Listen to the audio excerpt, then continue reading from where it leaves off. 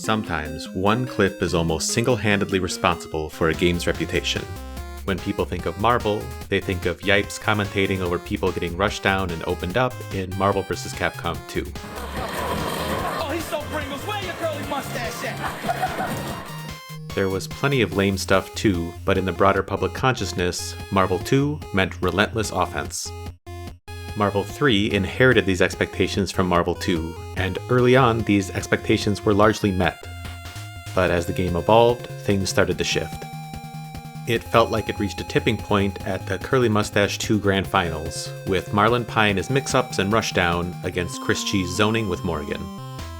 Commentator Chris Matrix bet on Marlon Pie, and watching the match, you can hear him going through the stages of grief as things go from bad to worse. Damn. This shit is lame. He wants to fight the hard fight, yes. Tag her out. She hasn't got a clean hit in about an hour. Oh yeah, let's watch Sonic Spinball. And Chris Matrix looking extra salty right now. I just got the lean back. I'm gonna just watch the show. The set went down to the wire, and Marlon Pie did end up taking it, but the writing was on the wall, and Morgan wasn't going anywhere. It wasn't long before Chris G was considered the strongest Marvel player. An EVO win eluded him, but he was the favorite to win pretty much every Marvel 3 major that he entered. Yeah, it's done. And Chris G is your TFC champion. And once again, Chris G takes it, and Chris G is your CEO 2014 champion. Give it up for GG's Chris G, y'all. Chris G's skills as a player and the strength of his Morgan Doom Virgil team were both borderline broken tier. Let's talk specifically about why the team is so strong. If you're not into the technical stuff and just want to go to Justin's secret plan and the match itself, skip ahead to the 10-minute mark. Morgan's fireball game is amazing.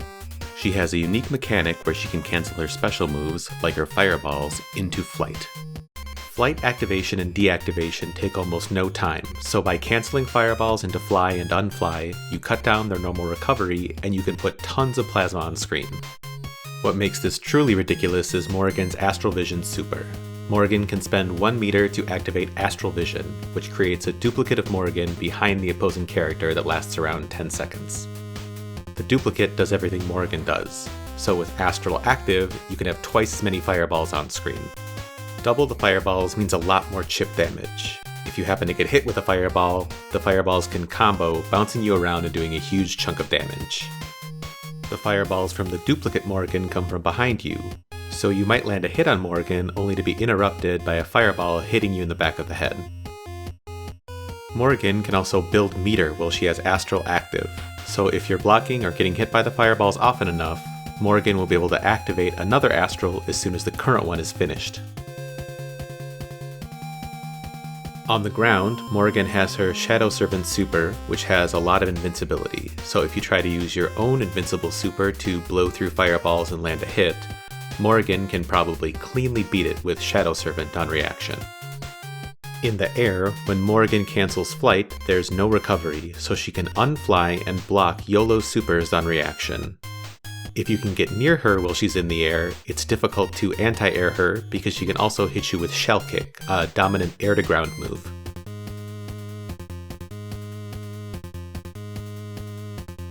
While filling the screen with fireballs, the Morgan player will weave in calling Dr. Doom's Hidden Missiles Assist. These tracking missiles make it even more difficult to avoid getting hit. They also don't go away if you hit Morgan, so they can break her out of combos.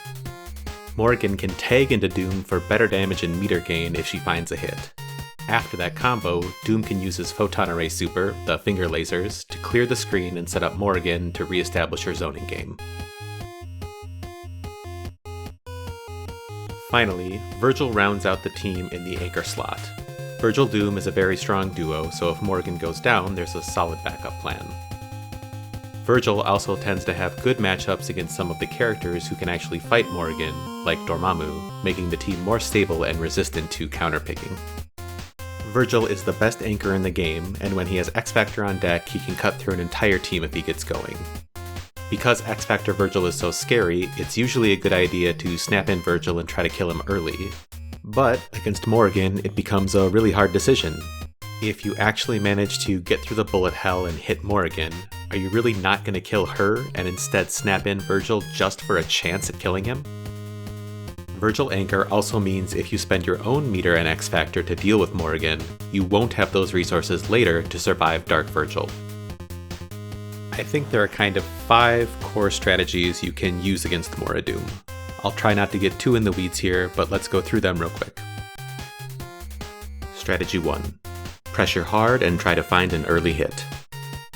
Morrigan needs some space to activate Astral and begin her zoning, so if you never give her that breathing room, she can't get going. You might be able to land a hit and kill her right at match start. This approach does have some issues.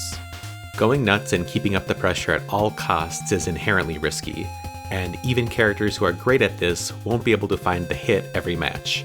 Morrigan will get away sometimes and you need a backup plan. Strategy 2. Going all out and making a last-ditch comeback with your final character. You start the match with X Factor and can only activate it once. It gets stronger and lasts longer the fewer characters you have left when you activate it. When you're down to your last character and have X Factor on deck, if you can find a way to land a hit, you might be able to ride that to victory. Not surprisingly, this approach also has some issues. You're kind of betting it all on winning the entire match with your anchor before your X Factor time runs out. Once your X Factor is gone, your solo character is going to have a very difficult time. Also, even top-tier anchors could have trouble getting things started versus Morrigan. This is going to be a running theme, but building your team to combine as many of these strategies as possible will give you the best chance of beating Mora Doom Virgil. For example, PR Balrog used a combination of these first 2 strategies with his Wolverine Doom Virgil team to beat Chris G and win SoCal Regionals 2013. Strategy number 3, stalling out Astral, is really important, but I also think it's often misunderstood. Astral lasts for about 10 seconds, and how you run out that timer is key. Just surviving until it's over isn't enough. The real goal is, as much as possible, to avoid getting hit and avoid having to block. The Morrigan player's primary goal is building enough meter for their next Astral activation. Even if you don't get hit, if you block enough Soul Fists and missiles, they can still get that meter. This is why a character like Nemesis will struggle in the matchup even though he has high health. He's huge and lacks mobility and the tools to avoid enough chip damage to stop Morrigan from building meter for the next activation. High health by itself just means it takes you longer to inevitably lose. Meanwhile, a lower health character like Trish can be fine because she can avoid having to block the fireballs in the first place, minimizing the chip damage that would help Morrigan build the meter for the next Astral activation. Strategy number 4, fighting Morrigan straight up, is what it sounds like. You just try to win the point war against Morrigan. This is different from strategy 1, mauling them on the opening gambit. Number 1 is about never letting Morrigan get going from the instant the match starts. Number 4 is about fighting her in the neutral game, either fighting her at a distance or working your way back in once you've been pushed out. You usually need to do number 3, stalling out Astral, first, but once you do, your options open up. And last we have strategy 5, using a strong momentum shift DHC into your second character. DHCing is doing a super with your point character and then doing your next character's super to tag them in, costing 2 meters. If things go south and your point character is low enough on health that they're at risk of getting chipped out, you need a way to tag them out and re-establish your momentum. A great way to do that is with good DHC synergy between your first and second characters. That DHC is ideally something that removes as many Soul Fists and missiles from the screen as possible and sets up your next character in an advantageous position. There are a bunch of these out there, for example, Magneto Shockwave into Dormammu's Stalking Flare, or literally anything into Virgil's Spiral Swords. So strategies 1 and 2, mauling from the beginning and Dark Anchor comebacks can work, but I think teams that can do strategies 3 through 5, stalling out Astral, fighting Morrigan straight up, and having strong DHCs, are a more consistent path toward beating Mora Doom. So let's talk Justin Wong. Justin's main team is Wolverine, Storm, Akuma. Wolverine can sometimes pressure at match start and find an early hit, but if that fails, things go downhill fast. Justin realized his team couldn't really cut it against Morgan, so for 6+ months leading up to EVO, Justin created and practiced a secret team for the sole purpose of beating Chris G. Justin switched from his main team of Wolverine, Storm, Akuma to his secret anti-Morgan team of Storm, Wolverine, Akuma. I know it looks like the exact same team, but that single character swap wildly changes the matchup. He does lose the strength of Wolverine's opening gambit, but he gains access to a much better overall anti-Morgan game plan. Before Morgan activates Astral, Storm can actually fight. Her maneuverability makes her tough to pin down and allows her to approach. Akuma's Tatsu assist negates fireballs, and if Morgan is forced to block Akuma assist, Storm gets a 50-50 high-low mix-up. If Morgan does find the space to activate Astral, Storm is excellent at stalling out the Astral time while minimizing chip damage and avoiding giving Morgan that all-important next meter to activate Astral again. Finally, if Storm ever gets 2 bars, DHCing from Hailstorm Super into Wolverine Berserker Charge sets up Wolverine for a guaranteed might-as-well-be unblockable mix-up. And that brings us to EVO 2014. Justin was on the winner's side of the bracket, so he needed 3 wins to take the tournament. Chris G would need 3 wins to reset the bracket, and then another 3 to take it. Right as Game 1 begins, after the opening gambit and a brief scramble, Justin lands a stray hit which combos into Akuma assist. It really looked like Chris G hadn't fully processed yet that Justin had started Storm instead of Wolverine. Justin snaps Virgil but can't land the hit, and Storm ends up getting tagged by Virgil instead. I think that if Chris G had had more time to think about Justin's strategy, he might have burned resources here to kill Storm, but he instead opted to reset into pressure. Chris G manages to tag Morgan back in, but Justin almost immediately finds another hit with Storm, dodges missiles while snapping Virgil back in, quickly finds a hit, and takes Virgil out. Justin brings Wolverine in to mix Doom on incoming. Chris G avoids the mix and gets Morgan back in, but Justin lands a clutch air grab and burns resources to take her out. With Chris G down to just Doom, Justin avoids taking any big risks, gives Chris G just enough rope to hang himself, and cleanly takes game number 1. Chris starts to adapt, but you can really see Justin's strategy in game 2. Justin stalls out Morgan's first Astral activation while taking minimal damage. Justin snipes Doom with a Hailstorm Super, and goes in and punishes Chris's second Astral activation attempt. With Morgan on the brink of death and with no resources to safely DHC, Chris G does a risky raw tag into Virgil, which Justin is ready for, and he gets the punish. Justin plays patiently versus Virgil until he snipes Doom again with Hailstorm and X-Factors to take him out. With hidden missiles off the table, both Morgan and Virgil are a lot less oppressive. Justin plays patiently, knowing he has a life lead as the clock dwindles down, and he lands a couple of clutch hits on Virgil assist, helping him maintain that life lead. Justin's defense is on point, and he runs out the clock to take game number 2 by a hair, putting Justin just 1 game away from taking EVO. Oh my God! Who got it? I think Justin got it. Who got it? Justin Wong! Oh my God. Justin leads off game 3 with an early Hailstorm snipe on Doom, having picked up on Chris G's assist timings. Chris activates Astral and manages to pin Storm down, taking her out early. Without Storm, Justin would have needed a lucky break to build toward a comeback, but Chris G plays clean, keeps control of the match, and takes game number 3. Game 4. After a cautious point war, Justin surprises Chris with a dash-up S.